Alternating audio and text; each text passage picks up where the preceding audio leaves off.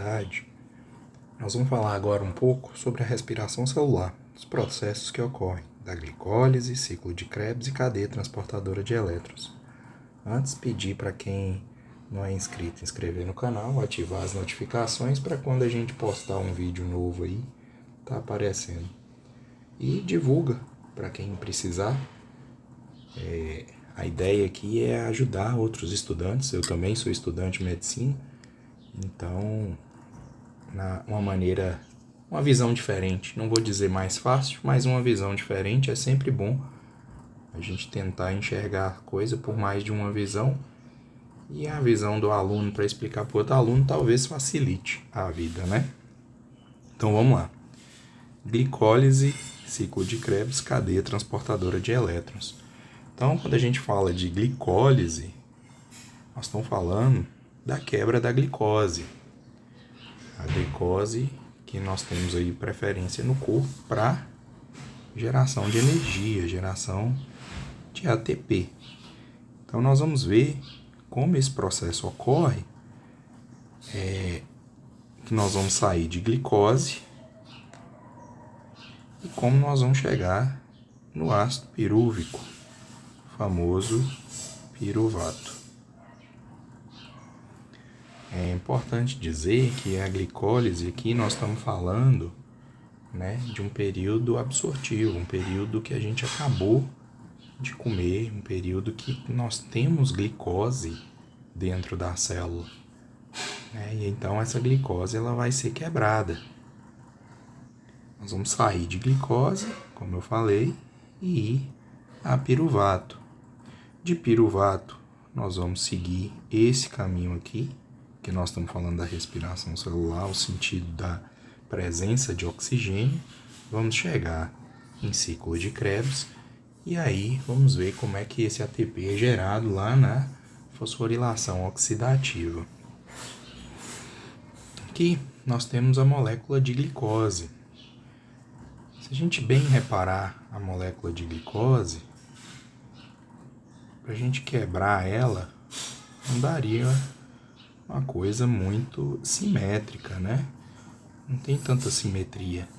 Se aqui fosse um pedaço de chocolate e um pedaço de chocolate, quem recebesse esse aqui não ia aceitar, né? Não tá balanceada essa quebra aí. Então nós temos que fazer algumas coisas, algumas reações, para a gente ir quebrando essa glicose da melhor maneira que vamos conseguir dar proveito para ela, né? Então, glicose circulante entrou na célula. No momento que essa glicose entra na célula, pelo transportador GLUT, ela precisa ser presa dentro da célula para poder ser utilizada, porque senão, da mesma forma que ela tem possibilidade de entrar pelo transportador, ela tem de sair. E para ela ser utilizada, a gente tem que prender ela dentro da célula. Como isso é feito? Nós vamos fosforilar. Nós vamos adicionar um grupo fosfato nessa glicose. A enzima que faz isso é a hexocinase. No fígado e no pâncreas, nós temos a glicosinase. Tá? Olha ela aqui, ó. Então, quando eu fosforilo, eu saio de glicose e glicose 6-fosfato. Eu adicionei um fosfato no carbono 6 da glicose. Dessa forma, ela não é mais glicose, ela é glicose 6-fosfato. O transportador, ele tem porta para glicose. Ele não tem porta para glicose 6-fosfato. Então, dessa maneira, a glicose está presa dentro da célula. A reação 2, a gente só vai fazer o quê? Só uma isomeria. Na verdade, nós vamos sair de glicose 6-fosfato para frutose 6-fosfato. Nós vamos mudar a conformação. Eu vou pegar essa receita desse bolo aqui, desmanchar, jogar ela num pote e vai sair quem? com esses mesmos ingredientes aqui, vai sair uma outra receita. Eu não alterei os meus ingredientes. Eu alterei a forma de colocá-los. Então, com esses mesmos ingredientes dessa receita aqui, eu tenho essa receita aqui. Se a gente olhar essa frutose 6-fosfato, ela já começa a ficar numa conformação mais adequada para ser quebrada em partes iguais.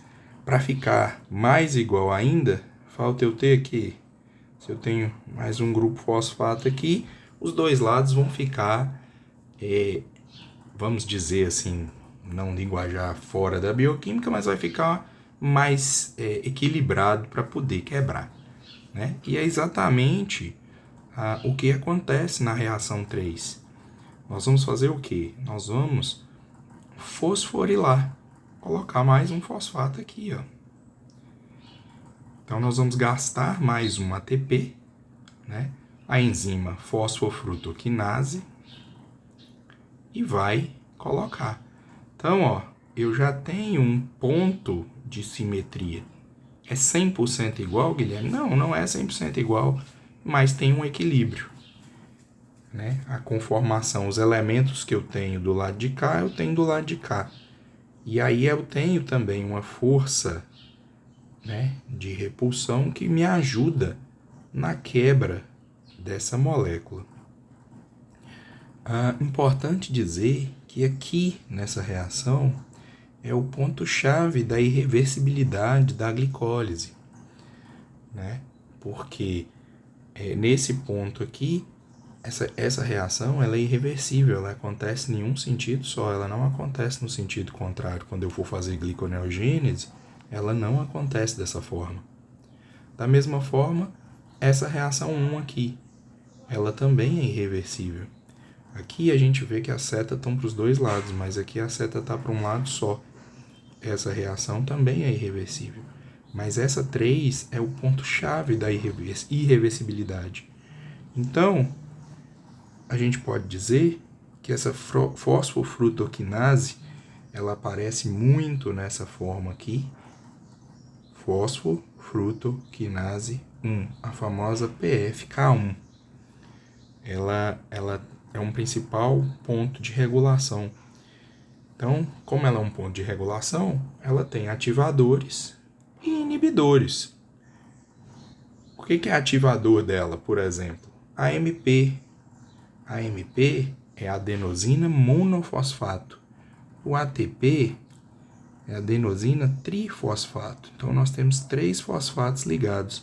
No AMP é monofosfato, quer dizer que eu tenho um fosfato ligado.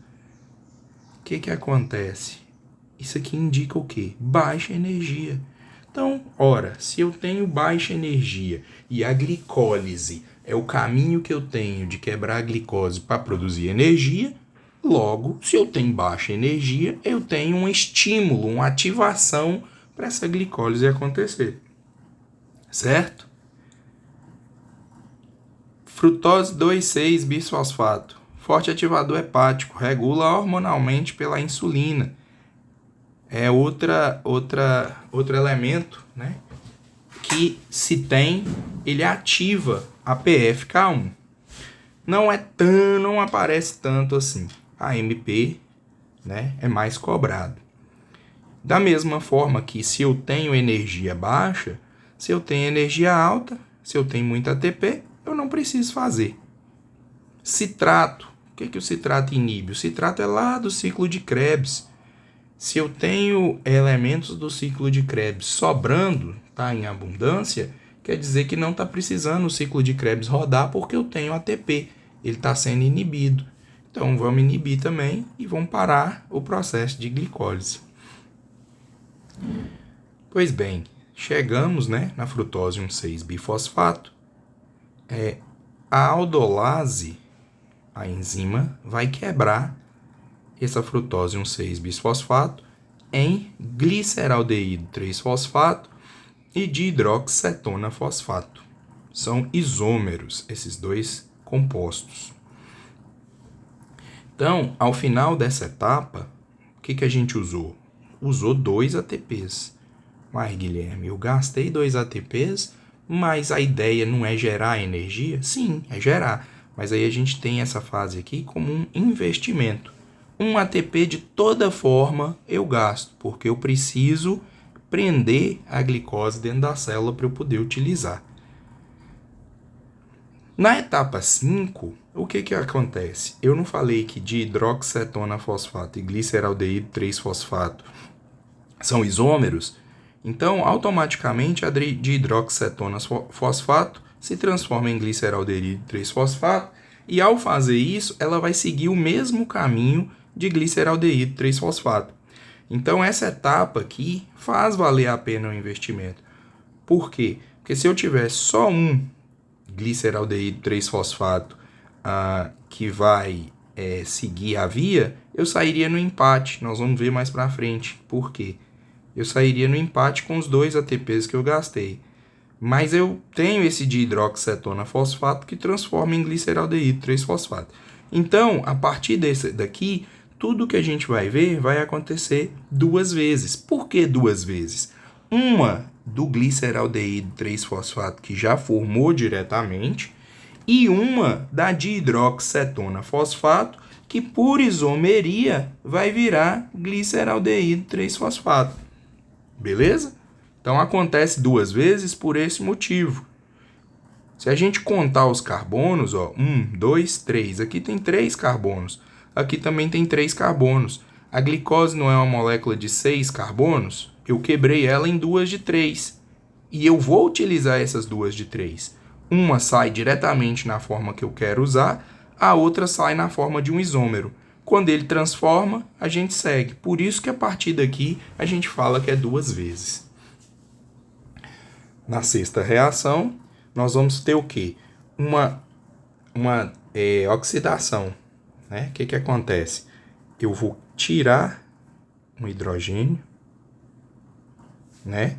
E aí esse hidrogênio, o elétron dele, vai ser carregado por quem? Pelo NAD, que é o aceptor carreador de elétrons, né? NAD é o carreador de elétrons, ele já carregou, então aqui eu formei um NADH.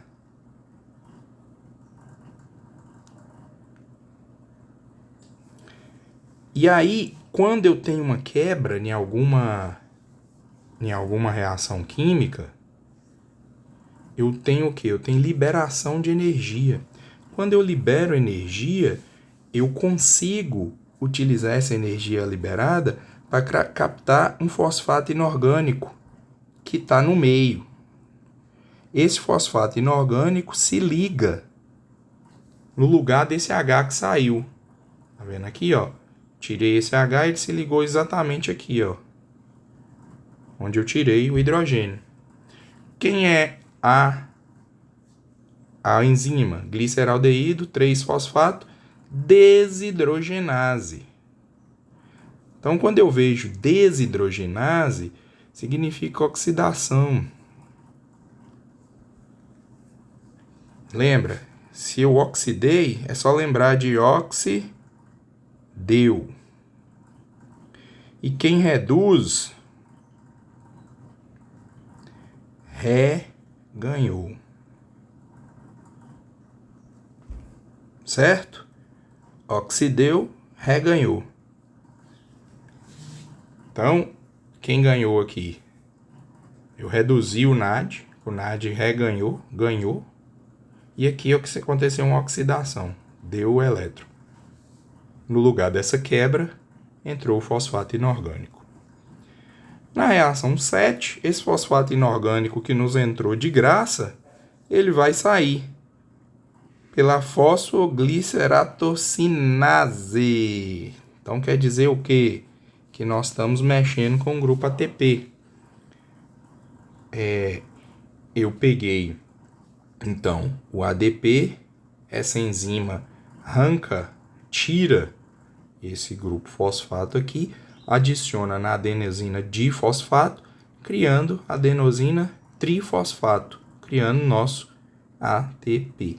Quantos são criados aqui? Lembra que nós estamos vindo uma vez do gliceraldeído 3-fosfato e uma vez da dihidroxicetona, que por isomeria virou gliceraldeído 3-fosfato. Então, nessa reação aqui, nós estamos falando que o que aconteceu? Ela aconteceu 2 vezes para uma glicose. Isso aqui aconteceu quantas vezes? 2 vezes. Então, eu gerei aqui quanto? 2 ATPs. Certo? Deixa eu só voltar aqui um pouquinho. Mesma coisa eu digo aqui para o NAD. Nós não formamos um NAD. Nós formamos 2 NAD. Um para cada uma das 2 reações. Na etapa 8, conversão do 3-fosfoglicerato em 2-fosfoglicerato, o que acontece? Eu preciso continuar quebrando. Então, eu tenho uma enzima, a fosfoglicerato mutase. O que é a enzima? A diferença da mutase para a isomerase. A isomerase pega tudo, joga no pote e faz de novo, não falei? A mutase não. A mutase, ela tem um grupo fosfato dela. Então, ela chega, coloca o grupo fosfato onde ela quer e vai lá e tira o outro de onde ela não quer. Então, ela fez uma mutase. Tirou daqui, passou para aqui. Então, ela põe o dela primeiro, depois tira lá o outro. Só em termos didáticos falando assim. Isso acontece simultaneamente. Mas, então, teve uma mutase.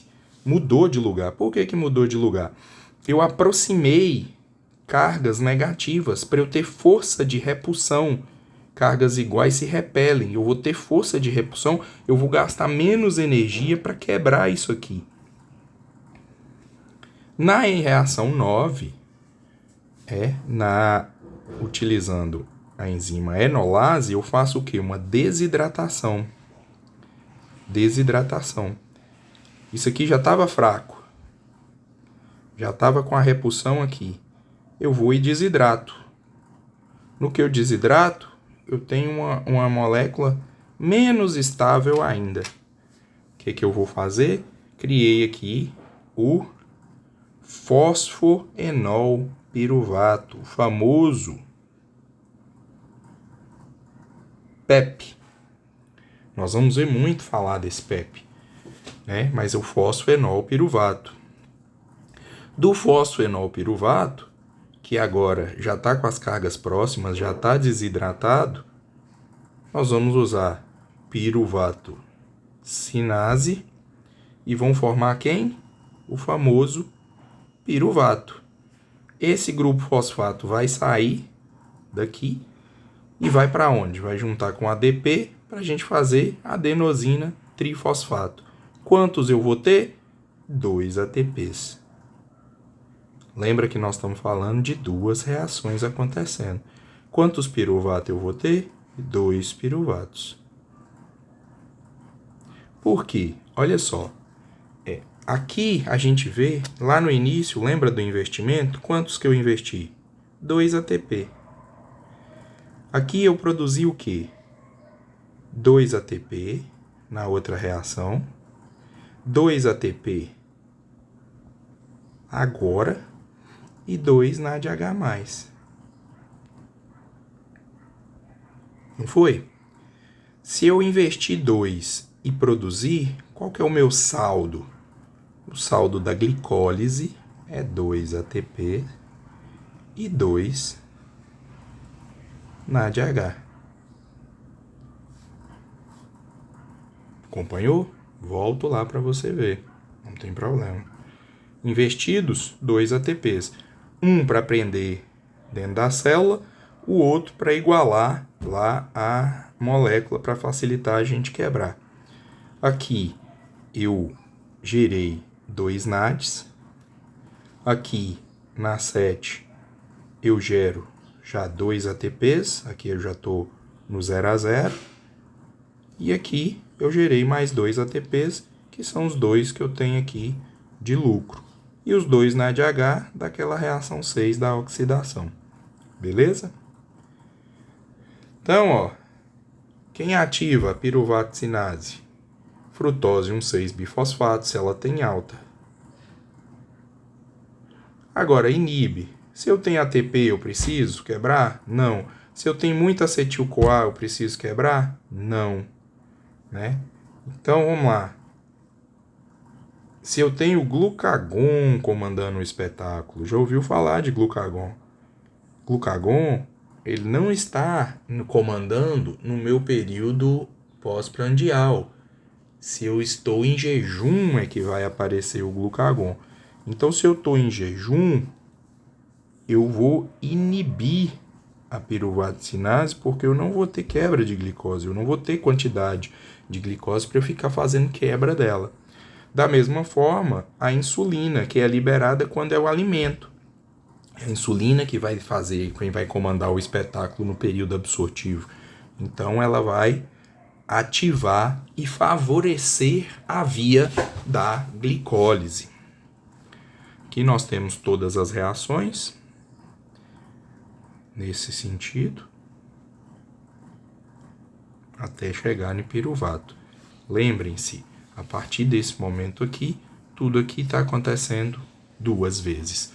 Uma referente a gliceraldeído 3-fosfato, uma referente a dihidroxicetona fosfato. Então, vamos lá. Gastei 2, produzi 4 e 2 NAD, 2 piruvato. Qual foi meu saldo? 2 ATP, 2 NADH e 2 piruvato. Aí eu pergunto, produzi lá 2 piruvato. Os pirus estão prontos para colocar lá no redondo? Não. Antes, nesse meio do caminho aqui, nós temos que fazer uma reação intermediária, que é uma descarboxilação oxidativa. Não é piruvato que vai para o ciclo de Krebs, é acetil-CoA. Então, o que nós vamos fazer? Nós vamos fazer uma descarboxilação, nós vamos tirar um gás carbônico com a enzima complexo piruvato desidrogenase. Então, é uma descarboxilação oxidativa. Então, o que acontece? Eu vou tirar um hidrogênio daqui e no lugar dele eu vou entrar uma coenzima A. Vou fazer quem? Acetil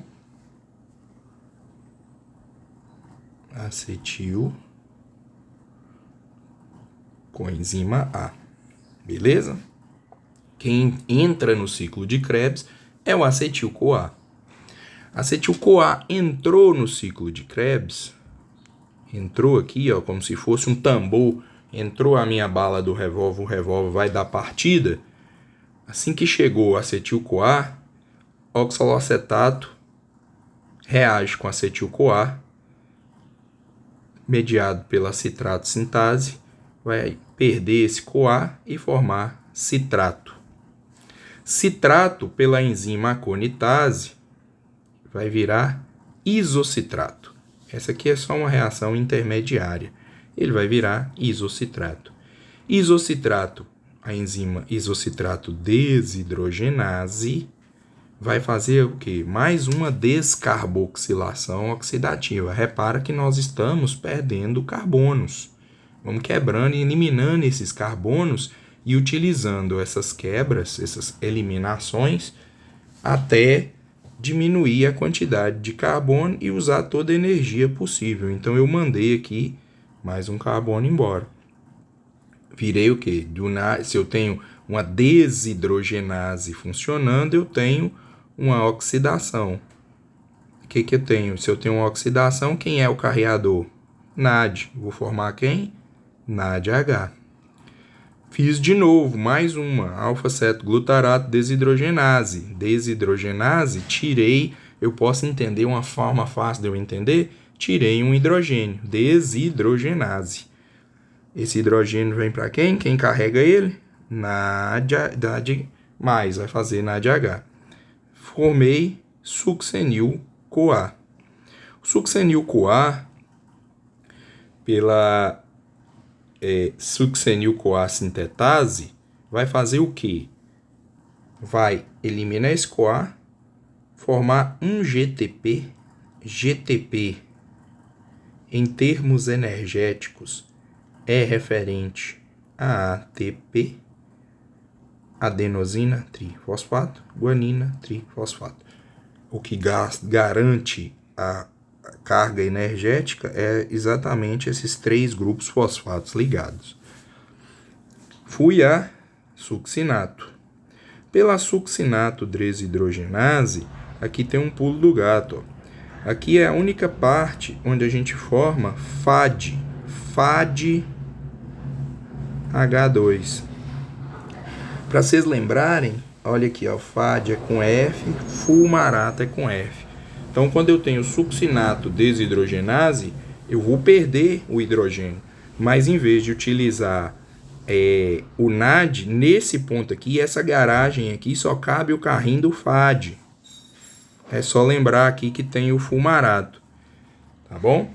Do fulmarato, eu vou ter o quê? Uma hidratação. Eu vou hidratar. Tava lá num fulmarato tranquilo. Jogou água. Foi para malato. O malato vai sofrer uma última pela malato desidrogenase. Eu vou ter mais a formação de mais um NAD, porque eu vou liberar mais um hidrogênio. O NAD vai a NADH. Voltei a oxalacetato. O que acontece? Se eu formo 2 acetil-CoA, porque eu formei 2 piruvato. Então, lembra que nós estamos falando de 2. Por molécula de glicose, por glicose, eu vou ter o quê? 2 giros do ciclo de Krebs.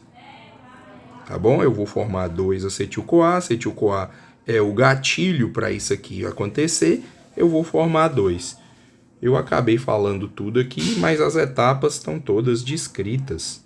Aqui eu vou passar bem devagar para o vídeo, dar um print aí, ou então coloca aí nos comentários que eu mando o material também, não tem problema nenhum. Tá bom? Aconteceu isso, eu vou ter quem? Quem vai gerar? O que nós geramos lá no final? Em uma volta, nós geramos 1, 2, 3 NADs, um FAD e um GTP.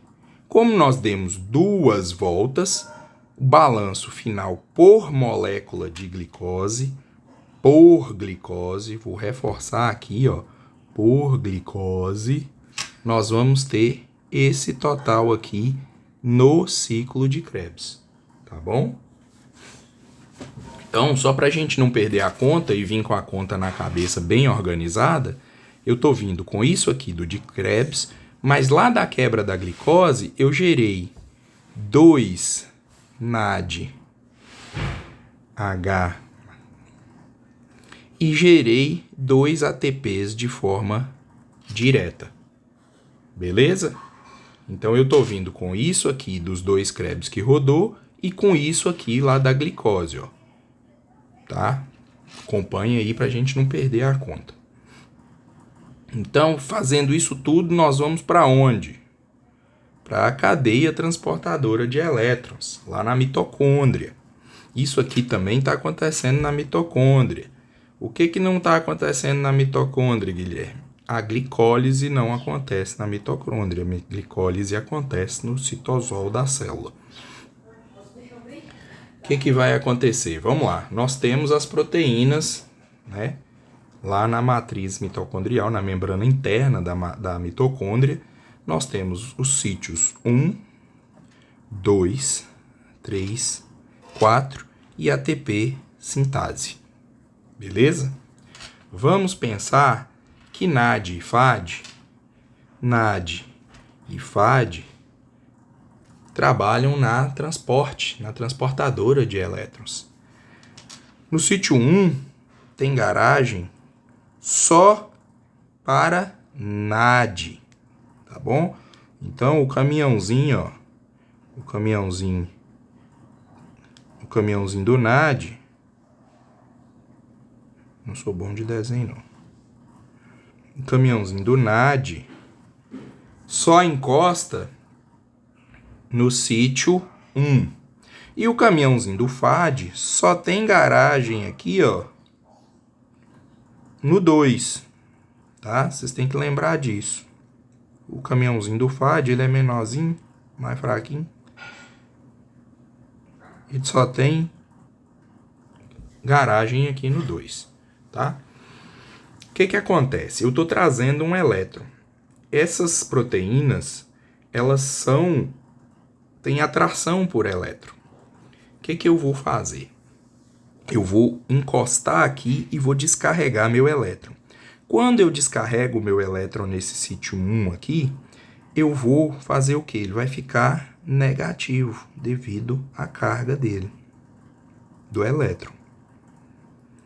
Quando ele fica negativo, aqui na matriz mitocondrial tem prótons H+, que vem junto lá dos elétrons. A gente não escreve NAD H+, H+, então eles estão aqui. Quando isso aqui fica negativo, esse H+, ele é arrastado para dentro da proteína, que é um caminho sem volta. Então ele vai para o espaço intermembrana, que já tem um gradiente alto de prótons. Esse elétron que passou aqui na 1, o que ele vai fazer? A cada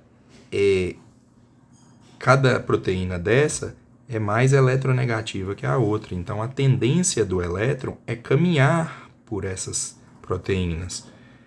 E aqui no final eu tenho quem? Oxigênio.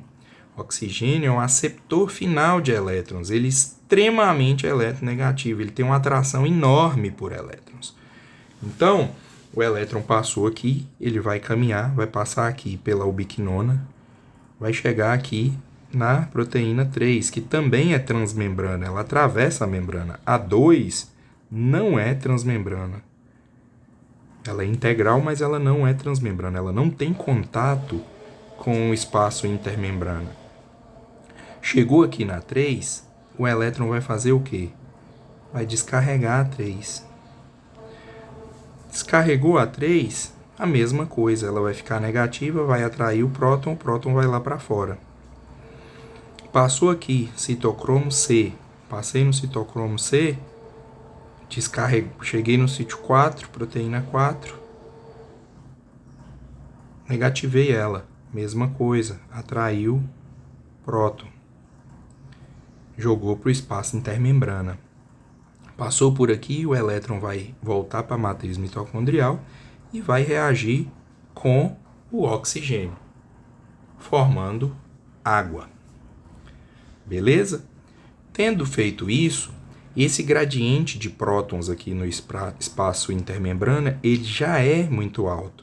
Então, o que eu mando a mais para cá tende a voltar. A força começa a ser tão forte de quantidade, o gradiente de concentração fica tão alto aqui no espaço intermembrana, que esses prótons vão retornar para a matriz mitocondrial. No retornar, eles passam por onde? Pela ATP sintase. Ao passar pela ATP sintase, ela esse próton cria uma força de giro que gera uma energia. Ao gerar essa energia, ela é suficiente para que o ADP se ligue ao fosfato inorgânico que está lá circulante, formando quem? A molécula de ATP. Entendeu o processo? Escuta com calma de novo, pausa, volta, escuta com calma que você vai entender. Questão, vai formar quantos? Um NAD que encostou lá mandou quantos prótons para o lado de fora? Mandou um aqui, um aqui, um aqui. Essa questão de contagem de prótons não tem consenso. A professora da universidade que estudamos, e esse vídeo também vai ajudar os meus colegas, a professora da universidade que a gente está estudando, considera que para cada NAD, para cada próton que volta, tem a formação de um ATP. Então, nós estamos falando que um NAD está formando 3 ATPs. Certo? porque eu mandei para fora 3 prótons. Então, para cada NAD, eu tenho a formação de 3 ATPs. Vamos apagar essa bagunça aqui para a gente poder explicar agora a questão do FAD. O FAD, ele descarrega na proteína 2. Se ele descarrega na 2, e a eletronegatividade cresce de acordo com as proteínas para frente, então o elétron ele não volta na proteína 1. Então o que nós vamos fazer? Ao descarregar aqui, a 2 ela não é transmembrana, então ela não joga nenhum próton para fora. Quem vai jogar? Ela vai passar pela ubiquinona e vai lá para o sítio 2, para a proteína 3, desculpa. Aí vai negativar a 3, vai puxar o próton, vai jogar um próton para fora. Passou citocromo C, proteína 4, jogou um próton para fora. Esses dois afetaram esse gradiente de tal forma que eles vão voltar. Voltar por onde? Pela ATP sintase. Voltaram quantos? Os 2 que mandou para fora. Então eu estou falando que um FAD vai me gerar 2 ATPs.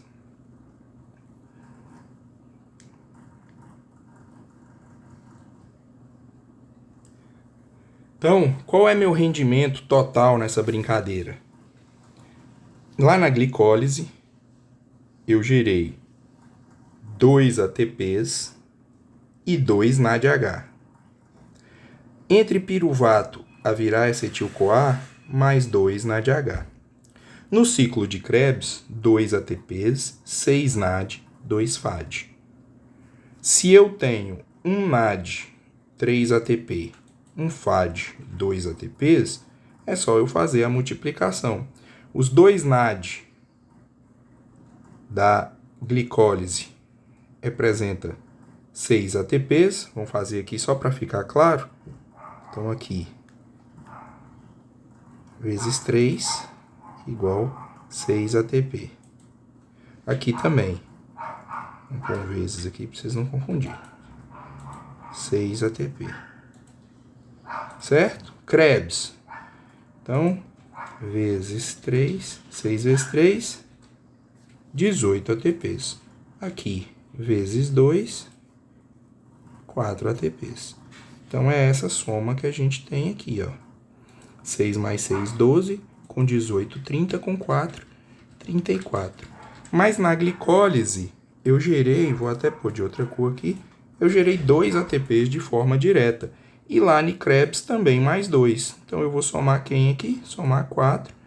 Eu estou falando aqui de 38 ATPs por glicose.